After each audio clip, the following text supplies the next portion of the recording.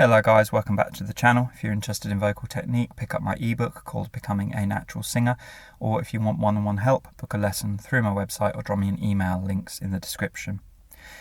So here are my top 12 acid producing foods. These are the big ones that you want to avoid. Now there's plenty of others. Anything with a pH below 4 is going to be a no-no really in terms of minimizing or limiting pepsin production, which is the thing that really swells up and irritates the vocal folds when we get too much pepsin in the esophagus. So I'm going to go through these and comment on a few. Some are self-explanatory, some need a little bit of context. Number 1, carbonated sodas. So Pepsi, Coke, Fanta, all your fizzy drinks, sparkling wine and carbonated water, all that stuff, relatively self-explanatory. Number 2, coffee and tea. Now there are a few reasons for this. Firstly being the caffeine, which we'll cover a little bit later. But there are some teas that you can have. Chamomile is the one that I'm drinking at the moment. You want one that is not fruit and no caffeine, no fruit. So, if it's a raspberry herbal tea, it's no good. But something like chamomile is not fruity. So it's not acidic typically, and it also hasn't got caffeine. So there are a few, but not many. Number 3, citrus fruits, which kind of follows on from the teas I was just mentioning.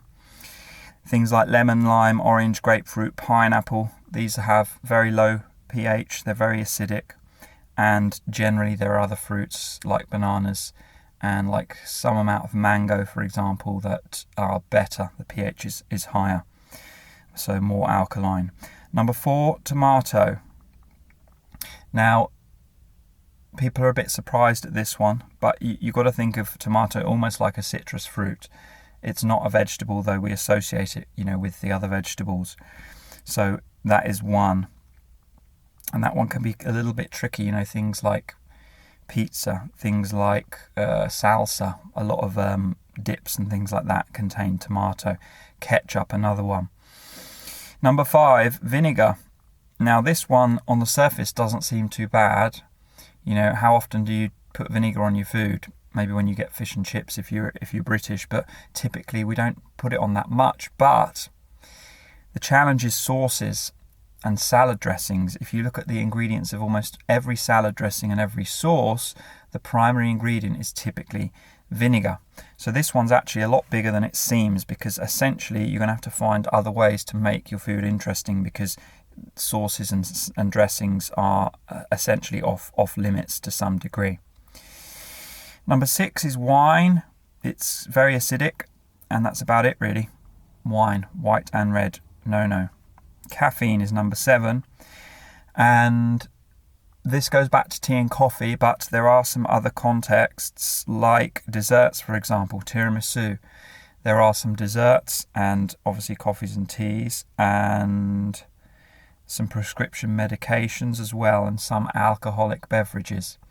So if you think about a lot of the painkillers, like ibuprofen, a lot of the times they have caffeine in, or some of these hangover cure type remedies, they tend to have caffeine in to give you a bit of boost. So those are off bounds as well. So that was number 7, caffeine. Number 8 is chocolate. Now this again goes back to caffeine, but it also has another substances in it, which I'm not going to, or I could maybe pronounce methlaxanthine or something like that.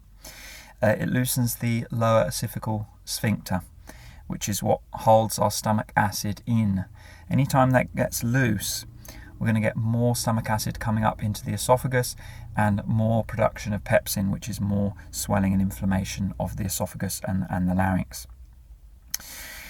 Alcohol is number 9. This goes back to wine, but more broadly alcohol.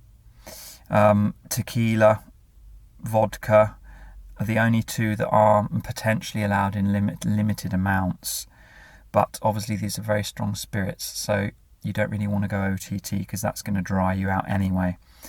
Other than that, most of these alcoholic drinks are acidic. They've got pH below 4. Now the last 3 are a little bit more specific. So number 10 is mint. Number 11 is raw onion, and number 12 is raw garlic.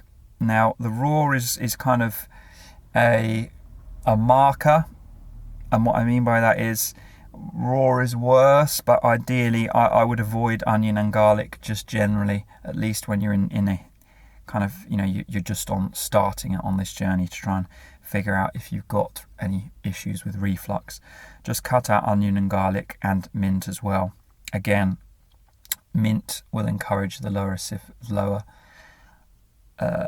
what did I call it before? Lower esophagus sphincter, is that what I called it? That might be wrong though. It will encourage that to loosen, whether that's the right or wrong name, but basically the sphincter that holds acid in your stomach. All three of those are going to encourage it to loosen, encourage it to relax more, which is going to get more acid in the esophagus. Same thing I mentioned earlier on. So that's all 12. Now, just to briefly cover the question of what can we eat, generally anything with a pH above 5, but this can be tricky to figure out because if you look on the internet and just type foods with pH above 5, sometimes you're going to be caught out. Sometimes the lists I found are not necessarily all consistent. You'll get some things that you're told are very acidic. Apologies, let me just silence this. Sometimes they're very acidic on one list and very alkaline on another. Just to give you, and I'll cover this more briefly in another video, what I'm eating at the moment is bananas for fruit and salads. And when I have dressing, I just put a bit of olive oil. There's no vinegar or mustard or anything like that in the dressing. And some cashews and walnuts, a bit of Parmesan cheese, chicken breast or avocado, and kind of mix it up in a salad. That's the majority of my daily meals at the moment. Very simple. The other thing I have every now and again is a pano raisin or a croissant just as a treat, but I would say those are really kind of breaking the rules a little bit. I've just found that I can tolerate those and they don't seem to irritate my throat at all. So I'll cover what I'm eating and other foods in a future video, but I just wanted to cover the 12 big no-nos. If you're on a journey of trying to figure out, do I have a problem with reflux or not, those are the 12 that you should really write down and follow, like your food Bible, so to speak. And we'll cover what you can eat more in another video.